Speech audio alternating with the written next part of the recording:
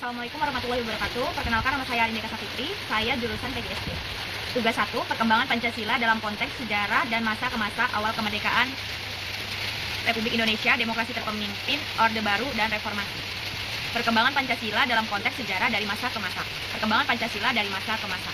Pancasila sebagai dasar negara Indonesia tidak lahir begitu saja, tetapi mengalami perkembangan dalam perjalanan sejarah bangsa, dari masa awal kemerdekaan sampai reformasi.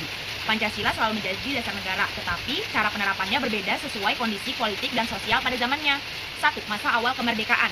Pada masa awal kemerdekaan, Pancasila menjadi dasar negara yang sangat penting karena Indonesia baru saja merdeka dan masih berusaha mempertahankan kedaulatan. Pancasila tercantum dalam pembukaan UUD 1945 sebagai dasar bagi kehidupan berbangsa dan bernegara. Pada masa ini, tantangan yang dihadapi Indonesia cukup besar, seperti usaha mempertahankan kemerdekaan dari penjajah dan menghadapi berbagai pemberontakan yang ingin menggantikan dasar negara.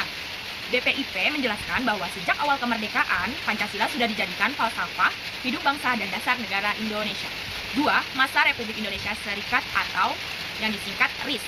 Pada masa RIS, bentuk negara Indonesia berubah menjadi negara federal. Hal ini terjadi setelah konferensi Menjabundar, berlangsung tidak lama, yaitu sekitar tahun 1949 sampai 1950. Walaupun bentuk negara berubah menjadi federal, nilai-nilai Pancasila tetap menjadi dasar dalam kehidupan bernegara. Konstitusi RIS menyebutkan bahwa Republik Indonesia, serikat adalah negara hukum yang demokrasi dan berbentuk federasi. Masa RIS menunjukkan bahwa Pancasila tetap dipertahankan meskipun sistem ketenagaraan Indonesia mengalami perubahan.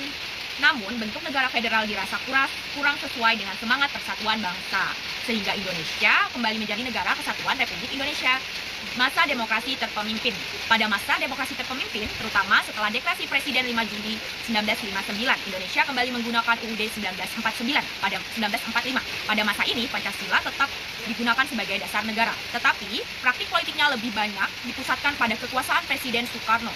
Demokrasi terpemimpin berlangsung sekitar tahun 1959 sampai 1965. Dengan salah satu peristiwa pentingnya adalah Dekret Presiden 5 Juni 1959. Pada masa ini, Pancasila sering dikaitkan dengan konsep persatuan nasional. Namun dalam praktiknya, kehidupan politik menjadi kurang seimbang karena kekuasaan terlalu terpusat. Masa Orde Baru. Pada masa Orde Baru, Pancasila dijadikan sebagai asas utama dalam kehidupan berbangsa dan bernegara. Pemerintah saat itu berusaha menanamkan Pancasila melalui berbagai program, salah satunya adalah P4 atau Pedoman Penghayatan dan Pengalaman Pancasila. P4 mulai diperkenalkan pada masa pemerintahan Presiden Soeharto, tepatnya tahun 1978, untuk meningkatkan pemahaman masyarakat terhadap Pancasila.